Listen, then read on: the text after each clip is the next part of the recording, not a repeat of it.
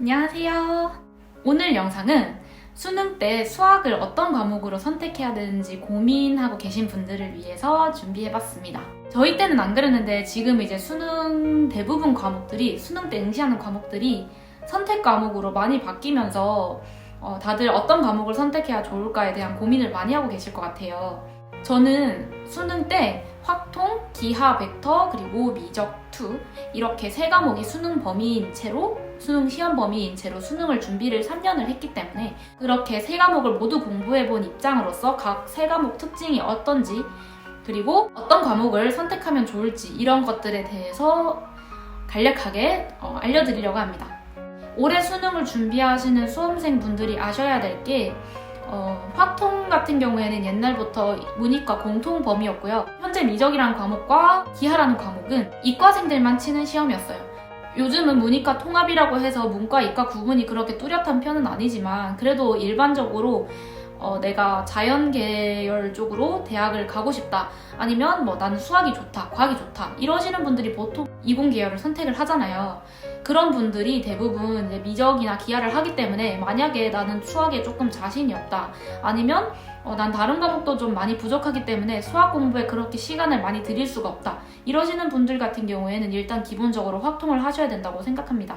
아무래도 세 과목 중에서는 공부하는 데 드는 시간이 제일 적게 들어요. 확통은 이유가 여러 가지가 있는데 첫째로는 한 문제당 문제 풀이 시간이 짧아요. 그래서 똑같은 시간을 들이더라도 확통을 공부하시는 분들은 훨씬 많은 양의 문제를 풀 수가 있습니다. 둘째로 미적이나 기하 같은 과목들은 그 수원이랑 수투 부분이 굉장히 잘 되어 있어야 되거든요. 내가 스스로 생각했을 때 수학이 별로 잘 안 되어 있는 것 같다라고 생각하는 경우가 대부분 수원, 수투에서 발목이 잡히신 경우가 많은데 그런 과목들에서 발목이 잡혀있는 상태인데 미적이랑 기하를 잘 나갈 수는 없어요. 요약을 하자면 나는 수학 공부에 그렇게 시간을 많이 들일 여유가 없다 혹은 난 그냥 수학에 자신이 별로 없다 이런 경우에는 확통을 선택을 하시면 되고 그럼 확통은 어떤 특징이 있냐? 단원별로 순서대로 한번 볼게요. 제일 처음엔 경우의 수라는 단원이 나오고 그 다음 확률 그리고 통계 순으로 이어집니다. 경우의 수가 솔직히 확률과 통계라는 과목 통틀어서 제일 어려운 파트예요. 내가 만약에 머리가 좀 좋다 이러면 좀 이득을 볼 수 있는 파트이기도 합니다. 하지만 수능은 절대 IQ 가지고 성적이 좌우되는 그런 시험은 아니거든요. 확통이 특히 더 그런 부분이에요. 그냥 내가 절대적인 공부를 많이 하면 확률과 통계 쪽으로 약간 좀 트인 타고난 그런 사람들을 금방 따라잡을 수 있습니다. 노력과 재능에 별 차이가 없는 과목이란 뜻이에요. 확률과 통계, 특히 경우의 수나 확률 파트는 표현이 좀 다를 뿐이지 결론적으로 묻고 있는 건 똑같은 문제들이 대부분이에요. 그걸 느낀다면 거의 그 부분은 정말 어려운 문제를 빼고는 보편적인 문제들은 금방 정복하실 수 있을 거예요. 킬러 말고 그냥 일반 비킬러, 일반 문항들. 그리고 통계 부분 같은 경우에는 공부를 해보신 분들은 다 아시겠지만 제 생각입니다. 제 생각에는 아마 대한민국 그 확률과 통계 시험을 치는 대한민국 수험생들 중에서 통계 부분 개념을 완벽하게 이해하고 있는 사람은 거의 없을 거예요. 근데 이해를 안 하고도 문제 풀이를 외워서 충분히 커버가 가능한 영역입니다. 통계는. 뭔 소린지 하나도 모르겠는데 이렇게 풀면 답이 나와요. 그냥. 그래서 확통은 전반적으로 비교적 짧은 시간을 들여서 많은 문제를 풀 수 있고 그리고 많은 문제를 풀므로써 성적이 그냥 그나마 쉽게 올라갈 수 있는 대표적인 영역이 확률과 통계입니다. 그럼 이제 미적이랑 기하는 어떤 차이가 있냐면요. 기하는 사실 과목 이름에서부터 많은 분들이 좀 겁을 먹을 수 있어요. 나 도형 잘 못하는데 기하하면 안 되는 거 아닌가? 라고 생각은 하실 수 있는데 생각보다 기하라는 과목이 도형적인 감각을 그렇게 많이 필요로 하진 않아요. 공간 도형 쪽은 솔직히 도형적인 감각이 좀 필요할 수도 있고 받아들이기가 힘들 수 있어요. 직관적으로. 이론 공부로 커버가 된다 하지만 아무래도 조금 힘든 부분은 있습니다. 하지만 그 부분을 제외하고 나서 2차 곡선이나 벡터 파트는 사실상 수식 계산 문제예요. 특히 2차 곡선 파트는 좌표 평면에 대한 이해 이런 것들이 좀 잘 되어 있어야지 편한 부분이고 그리고 벡터는 생각보다 벡터라는 단어가 주는 거리감 때문에 그렇지 실제로 계산을 해보면 공식 몇 개 외우고 패턴 몇 개 외우다 보면은 도형적인 감각을 필요로 하는 건 아닙니다. 그래서 생각보다는 할만하고요. 제일 어려운 과목이 사실 미적이에요. 기하는 공부하다 보면 내가 드디어 이제 기하에 대해서 완벽하게 이해를 한 것 같다. 이제 기하는 좀 자신 있다. 이런 느낌이 오는 사람들이 좀 있을 텐데 미적은 사실 공부를 해도 약간 끝이 없는 느낌이 들어요. 미적이 제일 공부할 게 많고 그럼 미적을 잘하려면 어떻게 해야 되냐? 수완수투가 굉장히 잘 돼 있어야 됩니다. 미적분 전체 구성을 보면 수원에서 배우는 지수, 로그 함수, 삼각함수들이 나오고 그리고 수투에서 배우는 미분과 적분의 심화가 나와요. 그러니까 다시 말해서 삼각함수, 지수, 로그 함수를 미분, 적분하는 게 바로 미적 과목에서 배우는 내용이고요. 물론 이거 말고도 조금 더 있습니다. 근데 이제 주된 내용이 그쪽이고 수투에 있는 다항함수 미분, 적분도 잘 못하는데 그리고 미분, 적분이 뭔지도 아직 잘 모르겠고 그리고 삼각함수, 지수, 로그 함수의 특징도 잘 모르겠다. 근데 미적을 할 수 있을까요? 절대 아니거든요. 그게 잘 되어 있어야 되고 근데 이제 미적을 공부하면 이제 장점은 수원, 수투 공통 과목에 대해서도 좀 강해질 수 있다 이거죠. 미분, 적분에서 주로 어떤 걸 하냐? 미분을 보통 2번을 해요. 그래서 변곡점이라는 걸 찾아야 되고 난생 처음 보는 함수들이 나와요. 수투에서 다뤘던 함수들은 다항함수, 3차 함수, 4차 함수 모양이 뻔한 함수들인데 이제 미적에서 나오는 함수들은 이름조차 붙일 수 없는 정말 특이한 함수들이 많이 나오거든요. 그런 함수들을 개형을 추론을 해서 그 특징을 파악을 하고 그걸 토대로 문제를 풀어나가야 됩니다. 내가 만약에 3차 함수, 4차 함수는 잘 그리는데 3, 4차 함수에 절대값이 씌워졌다거나 아니면 가우스 기호가 들어갔는데 그런 함수를 잘 못 그린다. 그러신 경우라면 미적이 좀 힘드실 수 있고요. 미적을 잘하고 싶다? 그러면 일단 3, 4차 함수에서 좀 특이한 케이스들 그런 거 그리는 연습도 좀 하시는 게 중요하고 그리고 이제 미적이 여러모로 힘든 게 내용 자체도 굉장히 어렵고 문제도 어렵고 함수도 어려운데 또 공식은 또 더럽게 많아요.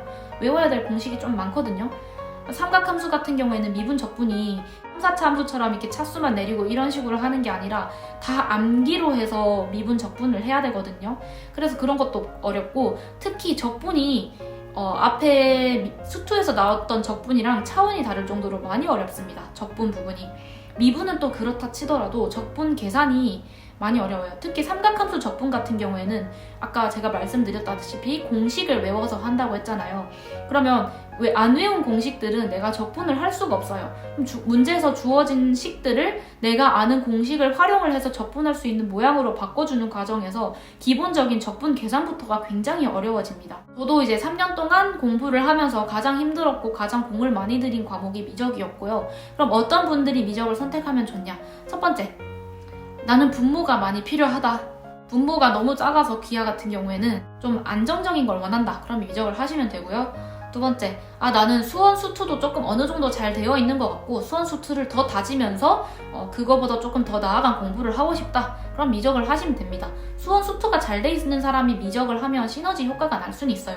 이것도 앞에 것도 잘 되고 뒤에 것도 더 공부를 좀 쉽게 할 수 있고 그래서 수원, 수투가 어느 정도 되어 있는지 보고 판단을 하시면 될 것 같고 그럼 기하는 또 어떤 특징이 있냐면 자, 수능의 역사를 한번 생각을 해볼게요. 20학년도 수능까지는 수학 가형으로 해서 시험 범위가 확통, 기하, 그리고 미적 이렇게 3개였고 2021학년도 수능에서는 기하가 빠졌었어요. 그리고 2022학년도에 다시 기하가 들어왔어요. 자, 그러면 이제 N수생 기준으로 생각해봤을 때는 미적을 오래 했을 거 아니에요. 기하는 2020학년도 수능을 봤던 사람이라고 해도 21학년도 수능 준비하면서 기하를 1년 쉬었을 거고 그렇기 때문에 아무래도 기하 쪽은 N수생이 적을 확률이 높을 것 같습니다. 이거는 정확한 건 아니고 어디까지나 제 추측이에요. 그래서 나는 N수생이 무섭다. 나는 그냥 좀 고3 현역이나 아니면 재수생들이랑 붙고 싶다 이러시는 분들은 기하를 선택하셔도 될 것 같고 그런 것들을 여러 가지를 생각을 하셔서 과목 선택을 하시는 게 중요할 것 같고 솔직히 제 개인적인 견해로서는 왜 도대체 이렇게 수학 과목을 쪼개놨는지 이해가 잘 되진 않아요. 수험생 입장에서 공부할 양이 줄어서 좋은 거 아니냐라고 할 수 있겠지만 사실 그렇게 되면서 공부할 양이 준 거는 맞긴 하거든요, 사실. 근데 대학 원서를 넣을 때 이 과목에 따른 유불리가 생길 수도 있고 애초에 분수가 너무 많이 생긴다는 것부터가 굉장히 골치 아픈 일이라고 생각을 해서 지금 수험생분들이 진짜 많이 힘드실 것 같아요. 과탐 선택이나 사탐 선택할 때도 보통 과목 선택에 대해서 고민을 많이 하시잖아요. 근데 그거를 국어랑 수학에까지 고민을 하게 만들었다는 거는 좀 잔인한 일이 아닌가 싶긴 합니다. 그냥 공부만 우직하게 해도 모자랄 판국에 과목 선택에 대해서 고민까지 해야 되니까 그리고 지금 제가 과외하는 친구도 그런 고민을 많이 하던데 나는 수학 가형 아니면 나형 이렇게 확고하게 정해져 있는 게 아니라 이렇게 선택을 하게 하다 보니까 조금 공부하다 보면 이 과목이 나랑 안 맞나? 나 다른 과목 해야 되나? 라는 고민이 들면서 공부가 조금 소홀해지거나 좀 집중도가 떨어지는 그런 경우가 많더라고요. 그래서 제가 추천드리고 싶은 거는 어떤 과목을 선택하든 사실 본인 하기 나름이기 때문에 과목 선택에 대해서 고민하는 시간은 너무 오래 갖지 말고 그냥 하나 선택하셨으면 그냥 끝까지 우직하게 그것만 생각하고 애초에 다른 선택지들은 머릿속에 삭제하세요. 제가 과외하다가 문득 생각이 나서 이렇게 영상을 찍어봤고요. 방금도 제가 말씀드렸지만 결국에는 본인 하기 나름이거든요. 제 영상으로는 그냥 처음 과목 선택하는 데만 도움 받으시고 선택하셨다. 선택이 끝났다. 그러면 이제 더 이상 다른 생각하지 말고 자기가 선택한 과목 열심히 공부하시고 짧은 영상이었지만 도움이 됐길 바라면서 다음에 또 다른 영상으로 찾아올게요. 제 영상이 마음에 드셨다면 구독과 좋아요, 알림 설정 부탁드리고요. 그리고 필요한 영상, 이런 영상 제작해줬으면 좋겠다 하시는 거 있으면 댓글로 이렇게 남겨주시면 제가 또 참고해서 영상 찍어보도록 하겠습니다. 감사합니다.